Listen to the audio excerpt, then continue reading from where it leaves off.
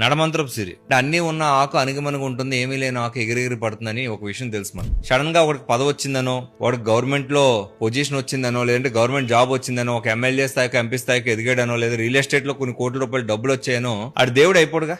Sudden గా మిగతా మనుషులందరూ లోకం అయిపోకూడదుగా. ఒక స్టోరీ ఉంటది. ఒక దారిలో ఒక ఆయన వెళ్తుంటే అక్కడ ఒక కళ్ళు లేని వ్యక్తి కూర్చొని ఉంటాడు. ఆ కళ్ళు లేని వ్యక్తిని, అయ్యా ఈ దారిలో మా వాళ్ళు ఎవరైనా వచ్చారని అడుగుతాడు. అడగంగానే ఆ కళ్ళు లేని వ్యక్తి ఏమంటాడు తెలుసా? మహారాజా, ఇంతకు ముందే మీ మంత్రి వచ్చాడు, అతనికన్నా ముందు మీ సైన్యాధ్యక్షుడు వచ్చాడు, అతనికన్నా ముందు మీ సైనికుడు వచ్చాడు అని చెప్తాడు. అంటే రాజుకు ఒక నిమిషం ఆశ్చర్యం కలుగుతుంది. అయ్యా మీకు కళ్ళు లేవు కదా, నేను మహారాజుని ఎలా గ్రహించారు?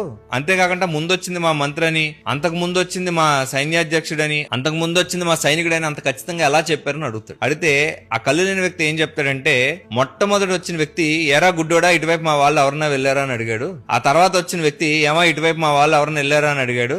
ఆ తర్వాత వచ్చిన వ్యక్తి ఏమండి ఇటువైపు మా వాళ్ళు ఎవరన్నా వెళ్ళారా అని అడిగారు. మీరు అయ్యా ఇటువైపు మా వాళ్ళు ఎవరన్నా వెళ్ళారని అడిగారు. అంటే ఏ వ్యక్తి స్థాయిలో ఆ వ్యక్తి మాట్లాడతాడు. అన్ని ఉన్న వ్యక్తి ఏమో నాకు గౌరవం ఇచ్చి నన్ను మర్యాదగా మాట్లాడాడు, ఏమీ లేనివాడేమో ఎరా గుడ్డోడా అన్నాడు. ఎవరి స్థాయి బట్టి వాళ్ళు మాట్లాడతారని చెప్తాడు. ఈ కథలో మనకు అర్థమవుతుంది ఏంటంటే, డబ్బులు ఉన్నాడు బాగా మాట్లాడతాడు, డబ్బు లేనోడు తక్కువలో మాట్లాడతాడని కాదు. మనిషి యొక్క ఆలోచన స్థాయి బట్టి. ఇక్కడ మహారాజు అంటే మనం తీసుకోవాల్సిన రాజును కాదు, రాజు స్థాయిలో మన ఆలోచన విధానం ఉండాలని చెప్పేసి. సో మన దగ్గర డబ్బులు రాగానే మన ఆలోచన స్థాయి మహారాజు స్థాయికి వెళ్ళడం అంటే అందరినీ లోకు చేసి చూడడం కాదు, అందరికీ మర్యాద ఇవ్వడం, అందరినీ గౌరవించడం, అందరినీ పద్ధతిగా స్వీకరించడం. సో మన దగ్గర డబ్బులు పెరిగితే మనం బటుడిలా ప్రవర్తించకూడదు, ఎరా గుడ్డోడు అన్నట్టు చేయకూడదు. మన ఆలోచన